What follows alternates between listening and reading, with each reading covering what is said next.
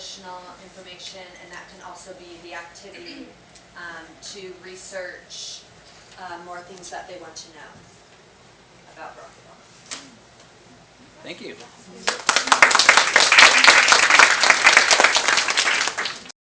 The objective is students will use reading strategy such as making connections, and that would be text to self, text to the world, and text to text.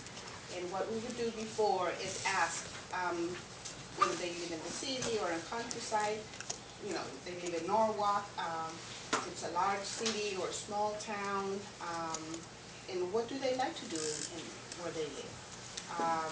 And so that would be the guided questions. These were, our guided questions, just to try to see, engage them and see if there's any connection that they could make with the story. And then the vocab. Oh, and then also on that same note, helping them to visualize.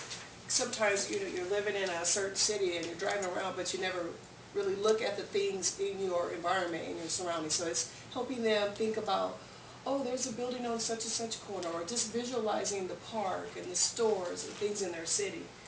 And then we have the vocabulary, play, live, walk, and people, vocabulary. And then during the reading, we model strategies and give an example of their own experience as a child as evidence to support the reading, in which we would do. We would also discuss our own childhood, what we went through as children, just so they see that we're modeling the strategy. And after, we would go ahead and discuss in chairs, so they would go sit with a partner and discuss their own experiences of their city and where they live.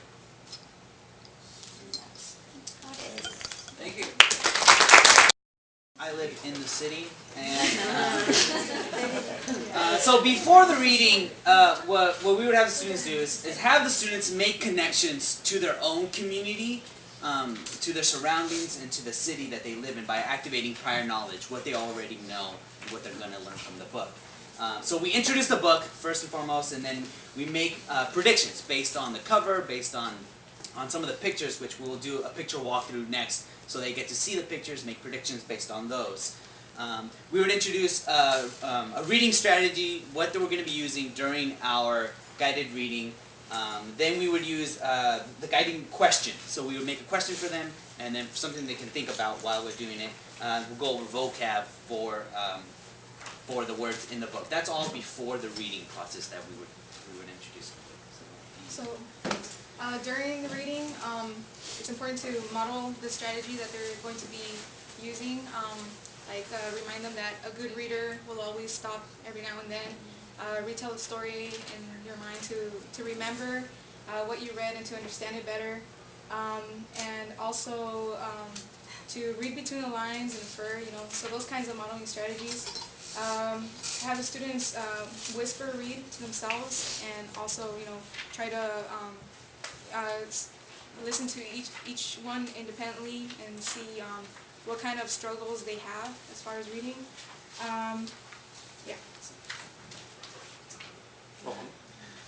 After the reading, we would discuss what we read, check for comprehension, talk about the book a little bit, see how we engaged them, what kind of connections they made, how they implemented the reading strategy. Ask questions for comprehensions, activate, think, pair, share, and pretty much. Thank you. Okay, we once again picked Barack Obama, level S. We would start by reading the title and the author. Our reading connection, we would ask the students what the actual reading connection means and get their feedback. And then we'd ask them a guided question. Who is Barack Obama and what do you know about him? And a lot of the kids know that he has a dog, he has 2 daughters, stuff like that would come up. And we pretty much ask anybody who has their hand up and ask if there's anybody else who wants to add to that. And then, who's the next person? Vocab, we would go over some of the vocab, civil rights, degree, ethnicity, injustices, and race. And then usually what I do with my kids is that I'll have the definition of the vocab, but then at the end I'll erase it and then I'll have them explain or give me their own definitions of the vocab. Okay, during reading. During reading, they would snap, touch their nose, highlight, or thumbs up, and they would model the reading. And create a cause and effect chain. So you would plug in your standard if you have that. And then the extended part, I think we're at next, after reading. Did you want to do that one real quick? For the after reading, we would check for knowledge. We would reinforce the guided question, and we would review vocabulary. As she said, erase the vocabulary definition, and then after that, just kind of they would give in their own definition, and then it would be things pair and share. And then the last part on it, extending the learning. I thought it was really interesting. It talked about an art connection. Maybe we could even do a collage on Obama.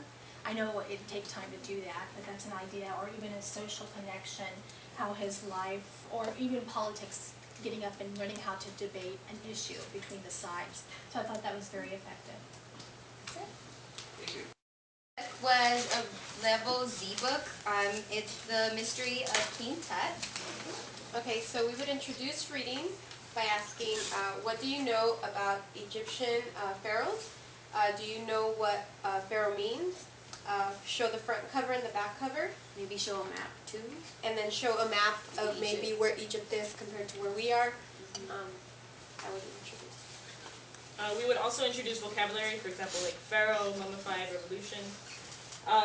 We would do the guided question, and because our skill would be main idea, so we would say, who do you think King Tut was, or who was King Tut, and where did they find him? So. And during, we maybe take a section of the book the students would read first, maybe pages 5 through 10, and before they go on to read, maybe we model the skill for them and show them just kind of work through it, how to find the main idea in details, and then have students do it and read, and then we stop.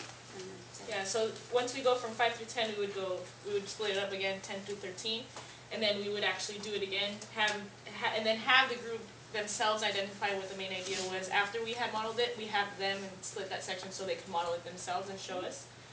And because it would be a grade 5 group, Miss Hernandez suggested that they should write a summary to check for understanding. Since they are at the 5th grade level, they should be able to express their ideas in writing a little better than a younger grade. Yeah, so in addition to that, we could also have them draw a picture. So draw a picture of what they think was the main idea, and then they would write the summary for it so they can actually have those two different things. And also discuss how it's important to pause and think about the main idea when they're reading, so kind of encourage them to be active readers.